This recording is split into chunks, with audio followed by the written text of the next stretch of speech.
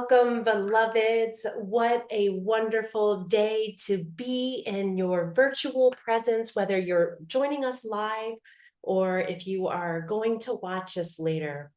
We are so grateful that you are here. So welcome. Welcome to Nurture the Soul. I am the Reverend Ellie Hutchison, Minister for Church and Community Engagement with the Faith Info Team, and we are a part of the Love of Church at the national setting of the United Church of Christ. Nurture the Soul is a weekly webinar that seeks to share practical and educational, innovative, and formational resources to engage with the critical topics of our time for all our local churches and faith practitioners. We are always searching for ways to produce opportunities to engage you, the beloved community, in order to focus on care and education for all people of God. From cultural and community organizing to congregational leadership, from worship and theology to resourcing small and rural churches, from ministry with youth and children to wide range of justice issues. We feature guest authors, artists, thought leaders, theologians, and key leaders in our communities. Nurture the Soul stays current to how the gospel is alive in this time. And we hope that this is a space of connection, community, and nurture. For together we can bring our church, our community, and the world towards a space and a way of living that God imagines for us all. So join us every Thursday at 3:30 p.m. Eastern Standard Time for Nurture the Soul. And from time to time, look for special offerings.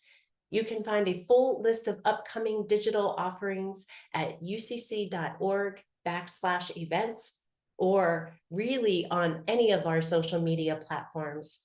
And beloveds, if these conversations move you, if what's offered here today and all the days enhance your ministry or your soul, please consider donating towards the annual fund of the United Church of Christ. And you can text UCC to the number 41444. Your prayerful and financial support helps programs like this in the essential work of the United Church of Christ. Thank you for supporting us, and thank you for being with us today. Back in 2022, my predecessor, Reverend Tracy Howell, was tasked with building capacity for and in our local churches with a goal towards community and cultural organizing and to help cultivate faith formation into our everyday lives of discipleship and worship. And she realized she couldn't do this on her own. And so she developed a fellowship to intensely train a handful of leaders to nurture the support necessary for sustained engagement in the complex and urgent issues facing our communities and our world. And through the leadership of these fellows, further programming and educational opportunities have become available regionally and now nationally, according to those specific needs and the context in which the fellows live. The Congregational and Community Engagement Fellowship was designed for authorized ministers and lay leaders desiring to grow in the arts of community and cultural organizing, and to collaborate with the national setting to increase the capacity for local churches to organize across those issues. This 2-year fellowship cycle was immersive and concluded with 5 participants that you have heard from starting last week and will hear for the upcoming weeks. For part 2 of this 5-part series, it is my honor to introduce this amazing human whose reach of compassionate care is boundless. Reverend Yadi Martínez is ordained by the United Church of Christ, is a bilingual Latinx gender non-binary artist, a borderlander, and a co-founder of Color Splash Out, a BIPOC-led nonprofit organization dedicated to creating safe and brave spaces for our LGBTQ plus youth and their ally friends. Reverend Yadi was born and raised in the Rio Grande Valley in the frontera of Brownsville and Mexico. Reverend Yadi serves as the co-pastor at First UCC in Second Life. And we're blessed to have other members of Color Splash, and they are here today with us. Nan is an ordained minister in the UCC and a pastoral psychotherapist living in Dallas, Texas. She has worked with Color Splash Out since its inception and is currently serving on the board. Nan identifies as bisexual and prefers the pronouns ze, zer, zers.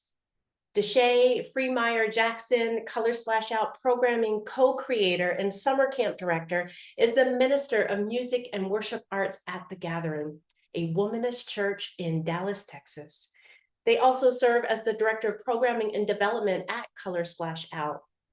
Deshay's approach blends womanist perspectives with theology, spirituality, Black queerness, music, and cuisine.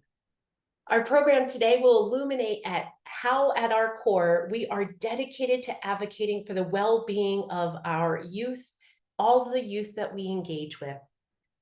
Color Splash's main objective is to establish secure and welcoming environments for the LGBTQ plus teenagers and their allies by fostering a sense of support and empowerment. And so with a splash of colors, the margins become a canvas of endless possibilities. They are driven by their commitment to social justice, racial equality, and ecological mindfulness.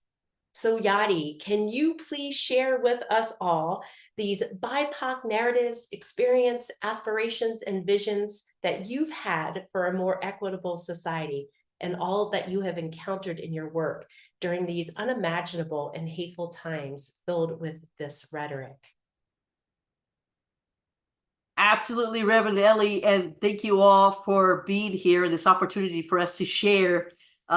Today, I want to talk about the innovative approach that our team and co-creators have engaged with community organizers, professors, activists, and other nonprofits and churches to embark on this journey to color the margins.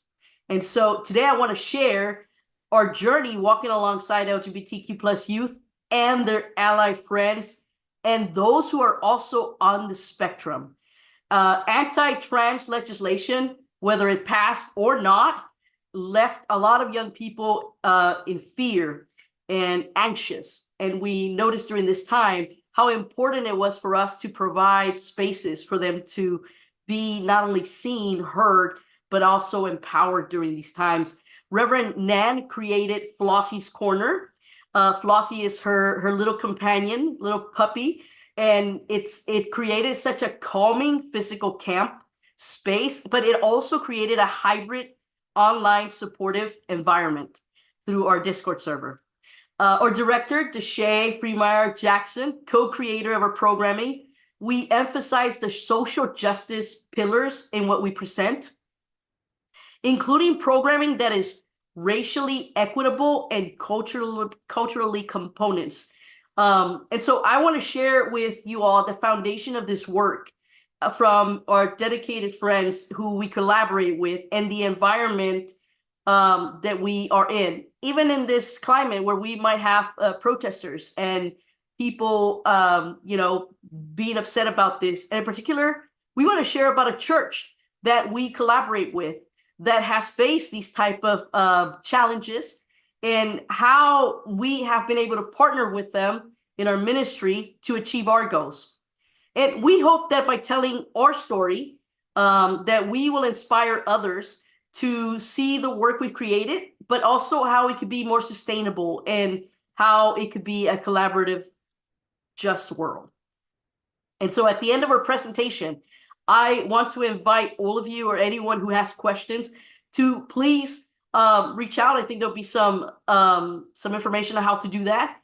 And just in case we run out of time, we want you to know that you can always reach out to us afterwards at info@colorsplashout.org, and we get those emails together and we can answer any questions that you might have.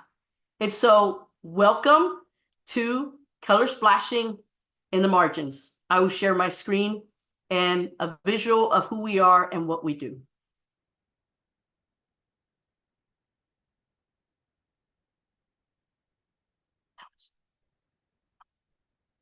Oh.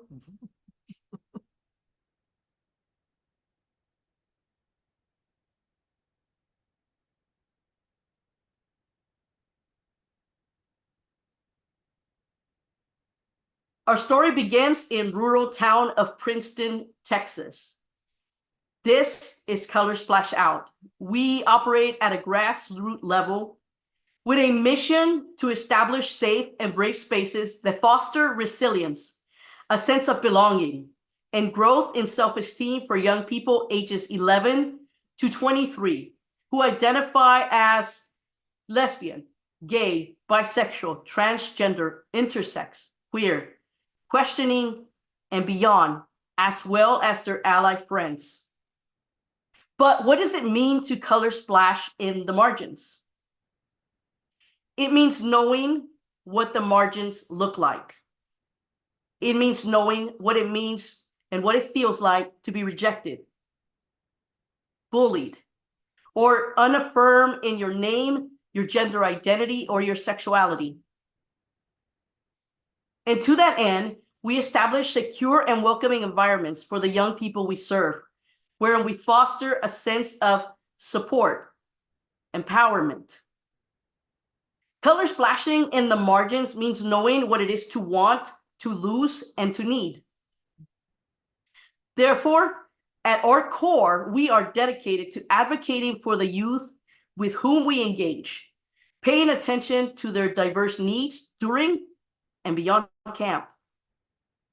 Color splashing in the margins means using our training and our skills to survive, and then using our experience to teach others. Therefore, we uphold empowering workshops enhanced with ecological mindfulness that is open to meaningful conversations. Color splashing in the margins means creating something out of nothing by bringing all our diverse resources together to make all of this happen. It means co-creating during camp, beyond camp. It is collaborating with others. It means empowering and supporting, because we know what it is to be empowered and supported. And in this spirit, on the last day of each camp, we hold a celebration that invites young people and our leaders to perform together in what we call the Variety Extravaganza Show. Color splashing in the margin means that our young people get to come and laugh and be in community, even if it's only for a few days or a week. They know that they can rejoice, that they can laugh, be themselves, and they can be celebrated, and they can bring their authentic selves with no fear of being ridiculed, bullied, or gawked at. Color splashing in the margins means rewriting the stories, writing new narratives. It is confronting our fears collectively. It is sharing ways to live whole despite and in spite of challenges. For example, it took 90 days and multiple emails and contacts to be able to rent a Princeton ISD facility to host a Pride Festival. In rural Princeton, Texas, we do not have any other buildings or any other places that can be rented, not at an affordable price. So many churches and nonprofit organizations rent from a school district there. And the school district had made it very difficult for Pride to take place, including banning the organization that has ran Pride for the last 3 years. And so we collared up, we titled up, and we are now hosting a citywide Pride celebration in rural area of Princeton, Texas. And because we know that we are going to be protested, we know that in it, we're going to model what it means to create safe and brave spaces by utilizing a community support system, police presence, and a commitment to empowerment and celebrate our diversity.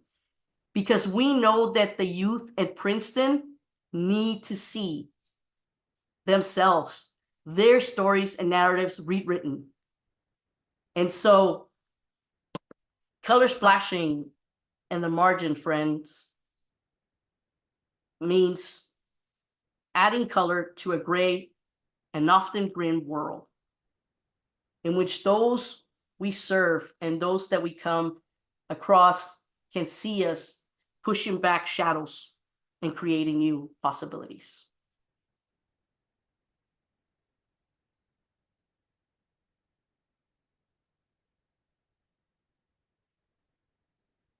So this is our movement, and it all started here in Texas. But it is here in Texas where we continue collectively collaborating and creating a sustainable way to share our gifts and leverage our life experiences to give the younger generation hope and strength. Our co-creation and collaboration have many intersectionalities in the background: professional training, ethnic, cultural, gender, sexual identities, and we thrive in intergenerational connections through our house leaders, team leaders, and workshop presenters. And so with that, I am turning it over to my sibling Nan to speak of this. Good afternoon, everybody. I'm the Reverend Nan Baker, and I'm going to share a little bit about the innovative approach that Color Splash Out takes in order to celebrate and empower the youth we serve. Our programs don't just accept diversity, but they actively facilitate and encourage the exploration and celebration of a wide spectrum of intersectional identities. How do we structure our programs to foster this environment where every individual can feel seen, valued, and even fully supported? Let me give you a few examples of the transformative strategies that we use. At Color Splash Out, our foundational belief is that diversity should not be just acknowledged, but actively celebrated and facilitated. We recognize and incorporate a broad array of intersectional factors, including sexual orientations, gender identities, BIPOC and cultural identities, neurodivergent characteristics, socioeconomic contexts, diverse abilities, and a spectrum of generational perspectives, as well as emotional, mental, and experiential diversity. Our aim is to cultivate an environment where every single participant can feel their unique identity can be affirmed and supported. By structuring our programs to address and embrace all the various dimensions I listed before and more, we empower our campers to both discover and then express the fullest examples and versions of themselves. We acknowledge that our campers have multiple and overlapping identities. For example, a camper might currently identify as a questioning teen, also have ADHD, and also come from a low-income single-parent home. CSO supports the whole person and all of their unique characteristics. We challenge societal norms and provide a platform where all attendees are secure and safe and connected to one another. And through our comprehensive approach, CSO ensures that our diversity is integral to the community and spirit of every activity that we undertake. One of the key strategies we employ involves the creation and management of small groups, which we refer to as houses. These houses form the core of our community at camp. Each group consists of 6 to 10 campers and 2 adult house leaders who are carefully selected for their empathy, expertise, and personal experiences in identity exploration of their own. Although many activities are camp-wide, the daily schedule provides time periods in which campers are in their house groups, participating in projects such as naming and decorating their house, building a functional cardboard boat, and preparing acts for that close of camp variety extravaganza show Yadi described. Each day also contains house time for a structured reflection on the day's experience. These houses are self-selected by the campers according to where they currently find themselves in their own journey of self-definition. No one tells them, you are this, so you go there. And this choice is not seen as some final and comprehensive statement about their identity, but rather a flexible expression of their current understanding of themselves. This approach allows some campers to celebrate the identities they already know and claim in a supportive setting. And others take this opportunity to explore new aspects of themselves that they may have felt hesitant to explore and live out in their environments of home and friends and school. Our camp programming is designed to accept and adapt to all of the needs of these diverse people. The flexibility that we try to embody in our scheduling and in our offerings allows each camper to engage with the camp experience in the most beneficial way for them. And our days, organized around themes, as Yadi mentioned, intentionally involve a whole variety of activities. There are active physical pursuits, introspective sessions, and always creative endeavors. And whether it's through sports, arts, or the workshops, we are emphasizing collaboration over competition. Success at Color Splash is measured in enthusiastic participation and the joy of involvement. Mhm. We also place a strong emphasis on fun. It's our primary parameter for every part of the camp's schedule. We believe that the campers will discover more about themselves and grow as individuals when they're having fun and are free to express themselves in a secure and positive environment. We're acutely aware of the challenges faced by our neurodiverse campers. We strive to accommodate their needs by providing supportive tools and settings. For example, for those sensitive to noise or overwhelmed by crowds, we offer sound dampening headphones and quiet spaces. Fidget toys and craft supplies may assist other campers with focus and engagement. And we ensure that there are trained psychological support professionals and medical staff on site to assist with any camper's needs, allowing them to have the fullest, safest, and most enriching camp experience. A unique and beloved part of Color Splash that's close to my heart is Flossie's Corner, as Yadi was describing to you.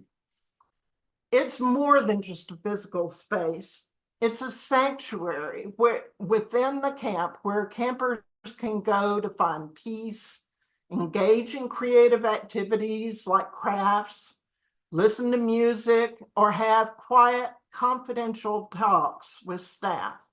It's designed to be a comfortable, calming space where our campers can take a moment to restore and recharge themselves whenever they know that they need it. The corner embodies our commitment to providing a nurturing and flexible environment that caters to the needs of a very diverse group of campers. It allows them the freedom to be themselves, away from the structured activities and vibrant energy of the rest of the camp. Here in Flossie's Corner, our campers pause, reflect, and continue to explore. We reinforce our dedication to meeting each camper where they are, and as they come to camp, empower their own journey. So through innovative strategies, thoughtful implementation, and incredible professional staff, like the 2-year meeting today. We try to create a situation that is unique in the experience of the kids and the staff members who have participated. It's a nurturing community, an inclusive community, and it extends beyond that time of the actual gathering at camp. We believe that by providing a safe place for each individual to be the unique bundle of hopes and fears and talents and experiences that each of us humans are, we can allow them to build the life that they can only just begin to imagine.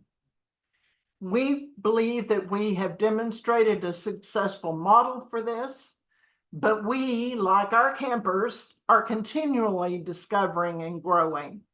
And we always need new partners, ideas, and expertise. We look forward to hearing from you about your insights and your practices. They will enrich our work and our participants' experience. Thank you. Now I'd like to introduce my sibling, Deshay, who is going to introduce you more to the nuts and bolts of the camp experience. And in particular about social justice and the pillars that hold what we do, such as racial competency, cultural competence, and the awareness, which some people might say it's just too deep for camp, too deep for some of these kids. But Deshay will share a little bit more about this. Thank you. And thank you, Reverend Nan, for bringing to our attention all the things, all the components that make up our campers, because we as people are not just a singular thought, we are not just a singular concept, but because of our lived experiences, because of the ways in which we have been formed, even things such as our brain chemistry, all create a variety of experiences that we take to honor, we take to share. And what that means is that we take a dedicated ear in listening to this. If every story matters, that means every story must be listened to. And because of this, that means that we can't have a one-size-fits-all model for camp. We can't have a one-size-fits-all model for our counselors, because it truly doesn't work for anybody in the camp. And honestly, our campers are aware of this because there is a variety, a complex web of things that they are facing on a daily. They are aware of things of body image. They are aware of when it comes to racial identity and who can get what, or who might have a little bit of privilege in these manners. They even learn about the differences when it comes to gender identity and even gender privileges that people are given, how folks are just marked out entirely because of the larger society saying that their gender just doesn't exist. So to say that our campers are not aware of the complexities that race and cultural competence are around is, I believe, honestly, it's a baffling thing. Our campers bring to us knowledge that we as counselors have to take and learn, because we all come from different cultures, and that we share. We name those things, like when camp happens this year, it will fall on Juneteenth. And so I will be helping to lead a workshop within that, where we discuss your narrative, where we discuss getting to remember yourselves and retell your story, because we need to remember ourselves in the community. That is the importance of Color Splash Out, is that we not only name these, we can say their differences. We name these differences because their experiences teach us more than what a textbook could. They teach us sometimes more than what the statistics will be on a website. They tell us more about what those statistics actually mean. To know that our campers are dealing with neurodivergent needs that deal with stimuli, overstimulation, and why that contributes to maybe lashing out, that contributes to the fact of not being able to communicate what they need. We as counselors, we as staff, we as directors, it becomes our mission to be competent in that, because if we can hear it, we have the knowledge to pause and truly say, I hear you are, one, frustrated, two, you have something that is worth listening to. So I'm going to notice that, yeah, you may have yelled it to me, but what I heard was you were frustrated. This was the mode of operation because this is also what you've known.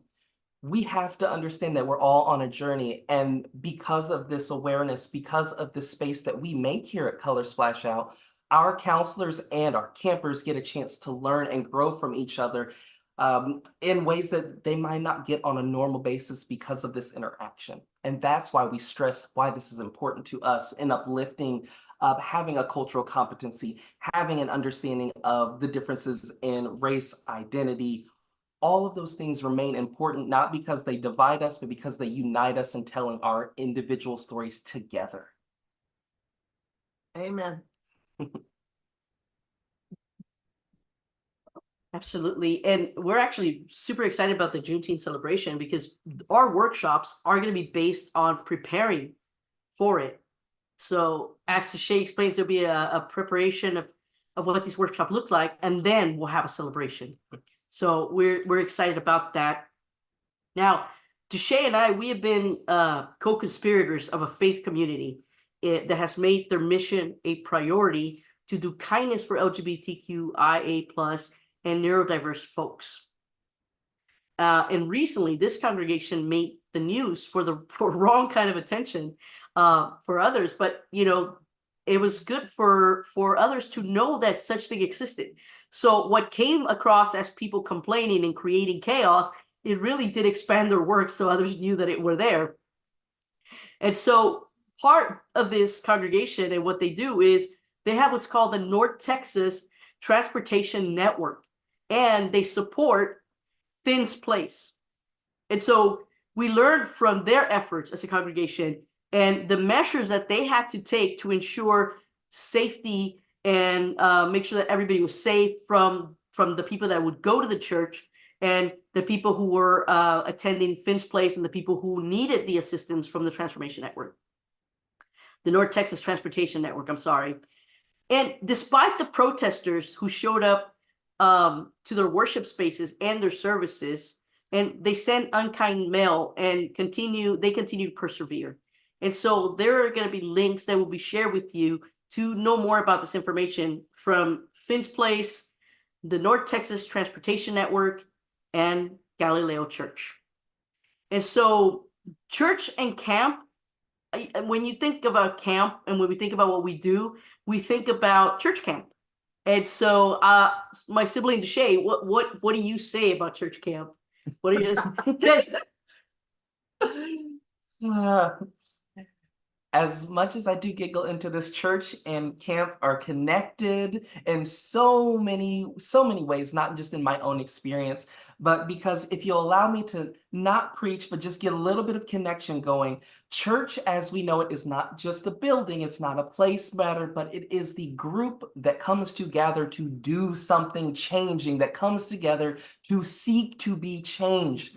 And so camp in this way can be church, because we as individuals come together. We come together with all of our purposes. We honor one another and listening to one of each other's stories. And we encourage each other to lead in our given talents by the divine. We have all been called to create, and Color Splash Out becomes that place where campers can learn to lean into that creative, lean into the one that instills the I will be who I will be, because we're constantly creating, y'all. This becomes that space where they can be church together. And in the process, we don't have to label it as church because of some of the baggage that does come with it. We do have to recognize the hurt that church has caused, and we can recognize the joy in which church can be a part of this growing effort and growing together to learn where we're hurting and we're learning and growing. I love it. Yeah, and in particular, when they hear that it is a clergy, that we have clergy, and that I am a pastor and I'm leading this, I have parents who will literally contact me and say, what kind of church camp is this? Like, is this church? Because we are not church people, or we do not want to do anything with the church. And so we don't call it church camp. We don't do anything that is church related per se, and yet everything we do speaks of who we are. And the fact that all of our house leaders say who we are, we have people who are Buddhists, we have people who are Jewish, we have people who are atheists. And even the atheists were coming to us and say, but can I be a house leader? Can I be part of this program? Because I don't believe in all this organized religion stuff. And then we would say, neither do I. Like, we're just a community of faith leaders who are like hanging out together. So welcome to the team. And to be able to show to our young friends who are terrified of church that we embody our calling and we embody our beliefs in a way that we don't have to be all preachy and like, we just literally have conversations about why is it a good idea or why is it a good idea. And so, and part of what we do as well, like when we're talking about the North Texas Transportation Network, if we have a trans person and a family that is in need of those things, like to get out of Texas or to find a safe space, we might not have those resources, but we know someone that does. And that's why we're co-creating with a lot of people, a lot of nonprofits. One of those is what's called the Cardboard Project. The Cardboard Project is a friend of mine who created this nonprofit where it's about helping others have digital skills. One of the things that we realized from our camp and from our time together is that we had young people who were dropping out of school because of the bullying and the severe experiences in Oklahoma, one of them in particular, who was having trouble even going to the bathroom. And so before the law in Oklahoma passed, a legislation in Oklahoma that made this illegal about the whole bathroom thing, nurses and people at the school district were allowing this person to use the bathroom with the nurse's bathroom. But once the law went into effect, they felt that they could no longer support this young person.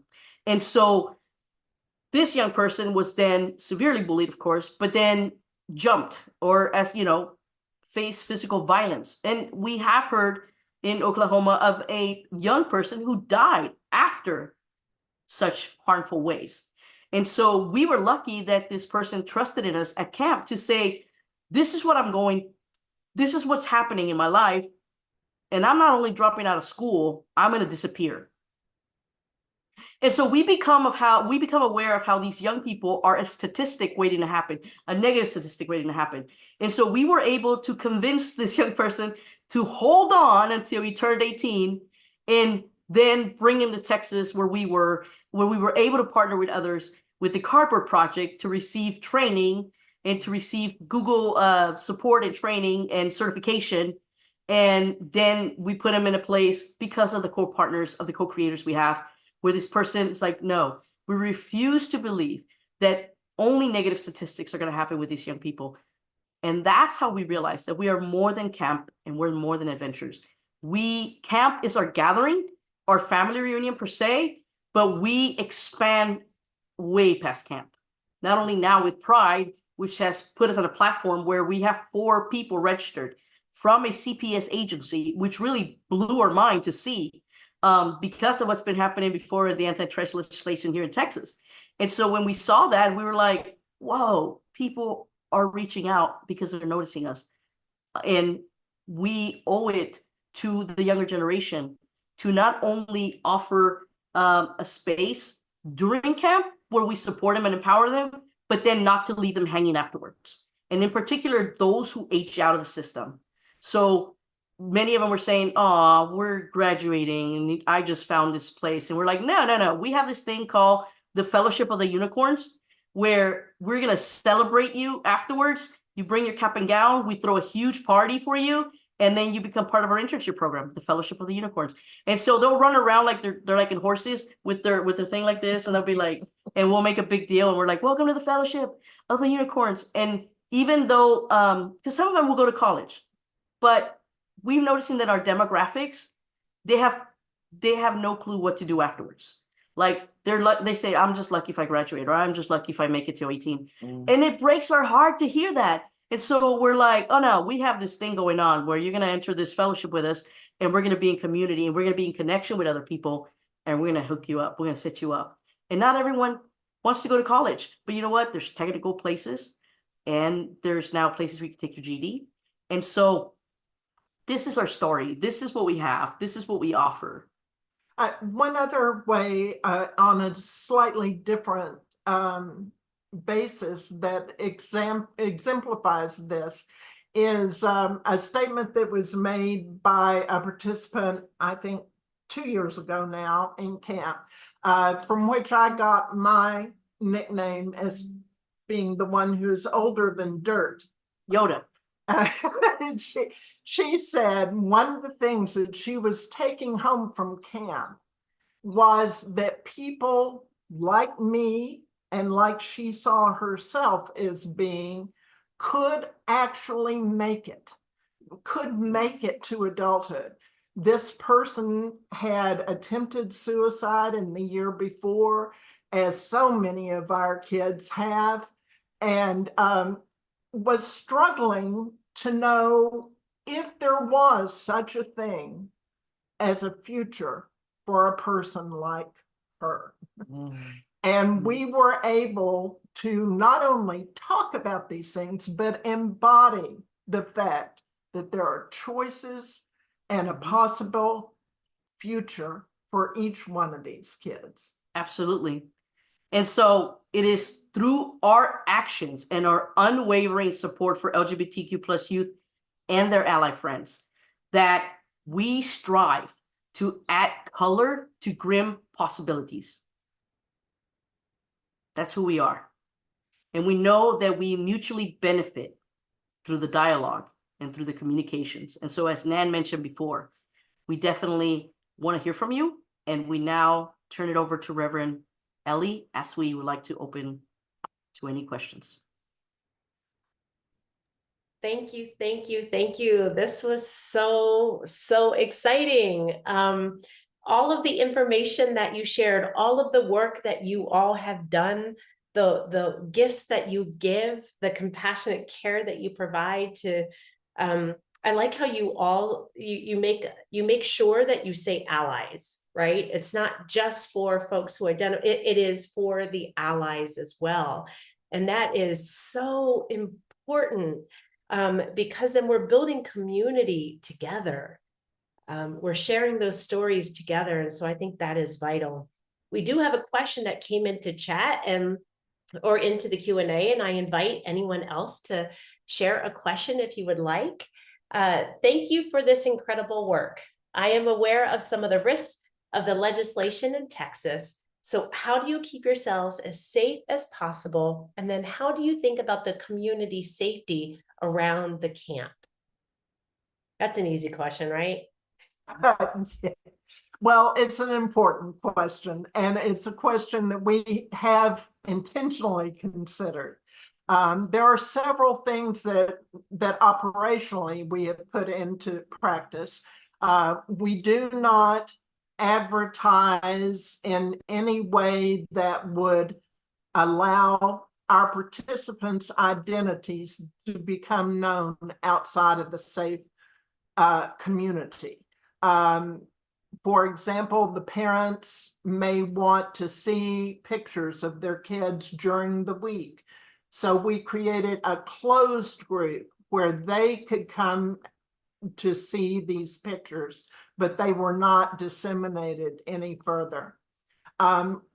Because of questions about our close of camp show and the incredible attention that our governor has given to the evils of drag, we have consulted with attorneys and have made preparations. We know there is a risk as adults working with kids, allowing them to express themselves in ways that certain political leaders may not approve.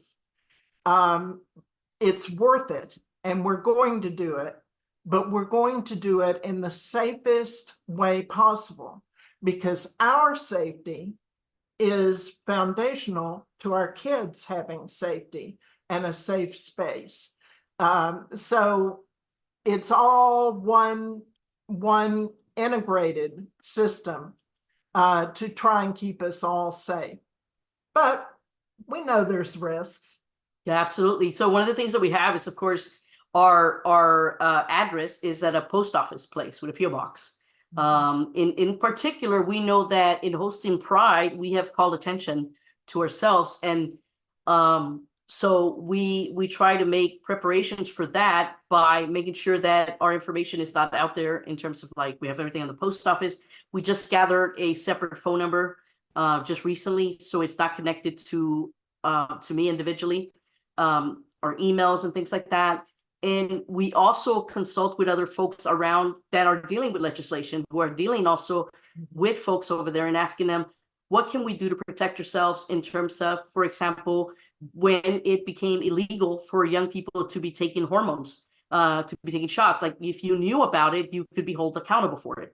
So we completely removed those questions from our intake, and we simply said, if there's anything that you need to share with the nurse, you can do it in a confidential matter. And if there is no need for you to share with us and the nurse for these 3 days or 4 days, then we invite you not to. And if there's anything that happens, we will call your parents and connect them with medical personnel if need be. And that was one way that we also did not pick up data and information from our campers. We pick up zip codes.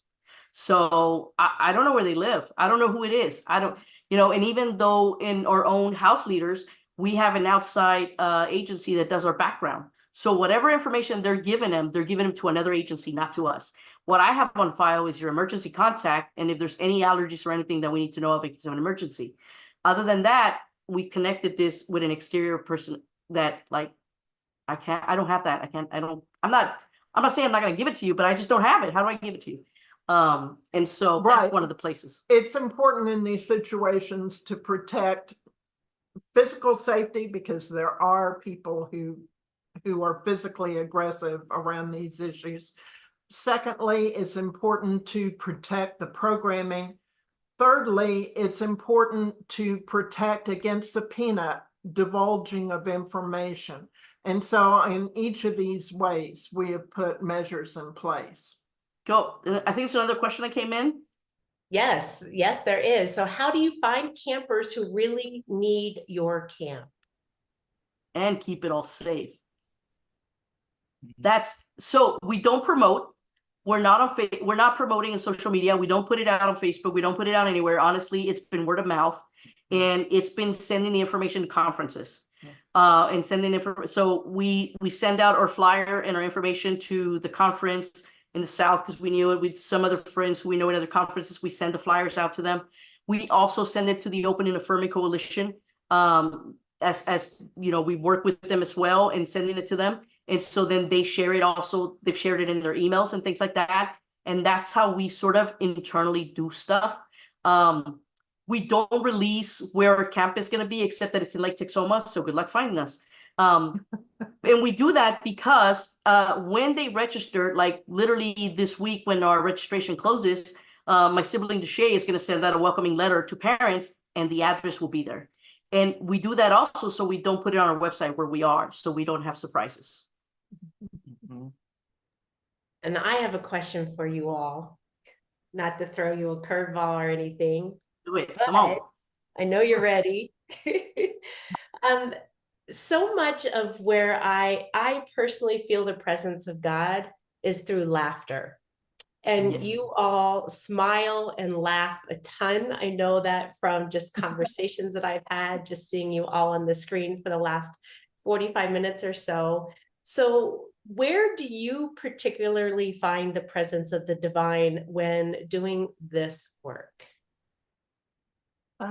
Just give me a moment for this, because camp is actually the place that I learned to come out more and more. And actually, it's been a 10-year journey come this July. Camp became that spot where you would think that only in a couple of days or a couple of months, you would only learn about the surface of people, but it is an absolute lie. You learn some of the inner workings of people, because for some odd reason, we've designated this space to be the place where we just throw everything, caution to the wind, and be like, this is me. I want to be this. I am this. I'm excited. And for me, as I've gotten older and gone from, I wasn't even much of a camper. I've been a counselor for about 10 years. Watching campers come in more and more of all different walks of life, get to experience, one, themselves, but two, a community that says you can do this, and three, a covenantal space in which keeps growing out of it. So more and more our campers show up to not only keep learning about themselves, but encouraging other people, encouraging other campers to be their truest selves. I am but a young 30, and in that young 30, I've got to watch so many campers do things that I didn't know how to do at their age. To be able to live into their authentic selves is seeing the divine in its most truest, I will be who I will be. And the campers you may see one year might look and have a different name the next year. And that is something to rejoice in and be excited for, because the possibilities are truly endless with this place. You know, being older than dirt, my part of the way I see the divine in what we do is through the way I define the Holy Spirit, which is as holy glue, that substance that holds community together, that allows communication, that allows the building of a narrative of a group. Just one question. And I see that clearly through the camp experience. Yes, and I think on top of that, thank you. The next question is, I appreciate the amazing work that you do for our young people. I'm sure this work can be frustrating and tiring at times. So how do you care for yourself in the midst of caring and loving for others in such a real way? I'm an artist at heart. So what I've learned is that if I have my hands on glue and paper and I'm creating, I'm not answering phones. I'm not looking at messages. I'm not looking at my iPad. I'm like literally watching a show and binging. And that's my safe in my area of like chilling and self-care, because those moments for me and that in being with my family, like nurture me to that whatever's going on, I'm not going to take care of it right now. I'm going to, and I'm learning that instead of like responding emotionally or frustrating on something, I'll put my hands on glue and stuff. And then afterwards, like a couple of hours of it, I'll be like, what was I upset about? What happened? Oh yeah, I'll take care of it tomorrow. Or I'll be like, Nan, there's an email for you.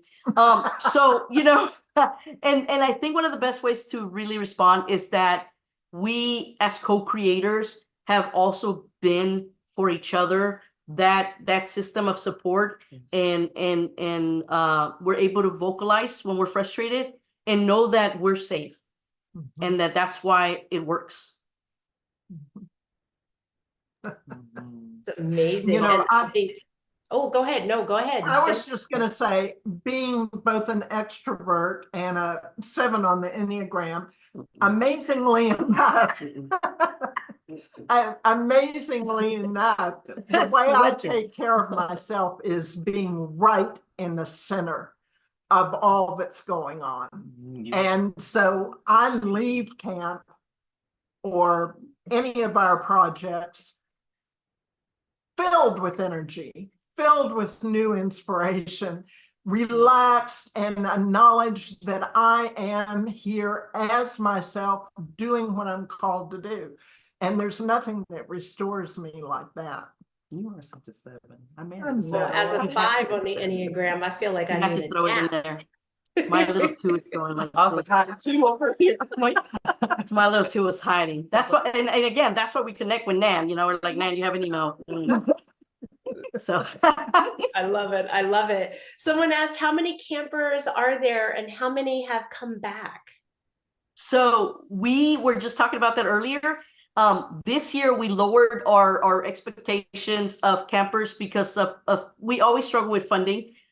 Everything we have is because of churches that donate money to us, like Rena from Ministerio Latino in California sends us money for scholarships. And also we had one grant from the Transformation Network, that Trans Fund, who sent us a nice check, and we were able to put a deposit. And so this year we were like, you know, we need to cap it at 20, or at, you know, we were 50, aiming at 50, but then 30. And we're like, okay, we shouldn't make that big of a deal right now until we get funding, and then we can really go out and spread the word. But the divine always shows up. And so boom, somebody sends a check. And we realized, like, when we opened registration, we automatically had 20 campers. And we had 30 last year. So we're like, whoa. And then we check again, and boom, there it goes again. And of course, we're praying. We're like, Lord Jesus, where are we going to get this money? And sure enough, the divine shows up. And so, yeah, we're just excited about the fact that we have repeat campers. And as Deshay says, we'll look at the roster and we'll be like, oh, we have a new camper. And then they show up and you're like, no, it's a new name. So, so yeah, that's part of it. We don't turn any campers away No. for financial reasons. And No. so part of the financial challenge that Yadi is talking about is that a high proportion of our campers are on scholarship. Most have at least partial scholarships. So, and we have to rent facilities and supply, and we buy make it work. supplies. So the number we can serve is really only limited by those financial considerations. By the way, we also have a waiting list of adults that want to participate too. That is the one thing that we do have. We don't have to worry about getting support staff, because we have to turn away support staff and put them on a waiting list, because we don't want to overdo our staff with our younglings, because but we definitely we thrive in this. Yeah, and I think the last and final question I have for you before I start to close us out and then take you into, you're going to take us out in benediction, is how can people financially support you? What is, let's say this verbally, let's put it out in the universe. How can people financially support you to make this possible? So we have something that's called the Alex Scholarship. And Alex was a young person that committed suicide. And one of the things that we learned from that incident with Alex's parents, was that he said, I wish that Alex would have had a place like this. And so we named it the Alex Scholarship, because we always want to make sure that kids have a place like this. And so on our website, www.colorsplashout.org, there is something that's called the Alex Scholarship. And that, honestly, in everything we do, that's what we want to be. We want to offer any kid and anyone that wants to come.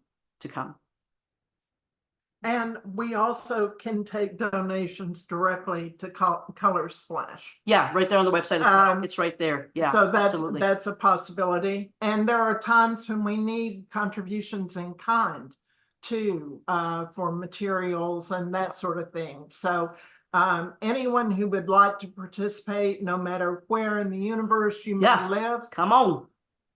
We'll find a way. We'll put a cardboard photo of you up there and or whatever. Like we will definitely be grateful, and like, seriously, we consider anyone that comes to be our co-creators and co-conspirators of this work, honestly.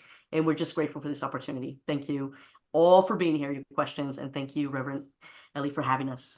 And Tracy, how thanks for everything, because you have been amazing, and I'm grateful for this time that we had together. Yes, I am so grateful to Reverend Tracy Howe. It's big footprints to follow behind, but I'm excited to continue to support the work of organizations and folks like you.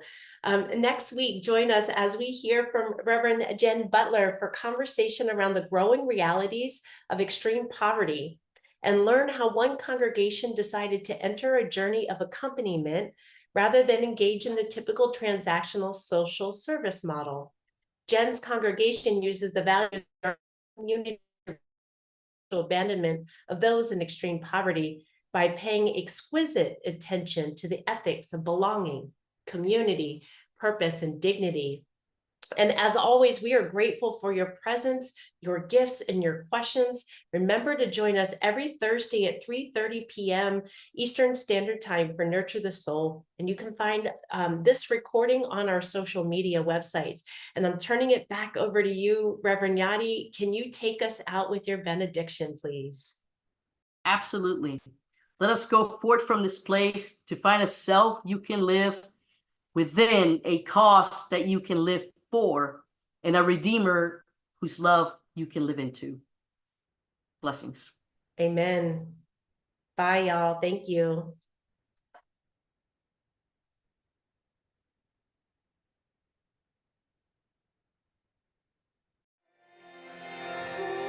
Siblings in Christ, If you were moved by this conversation, if what's been offered here has helped enhance your ministry or has nurtured your soul for the journey, please consider donating to the annual fund of the United Church of Christ by texting UCC to 41444. Your support will help to provide programs like this, which are an essential part of our ministries in the United Church of Christ. Thank you for your support. Be blessed on your journey and know that you are not alone. We are holding you in prayer. Amen.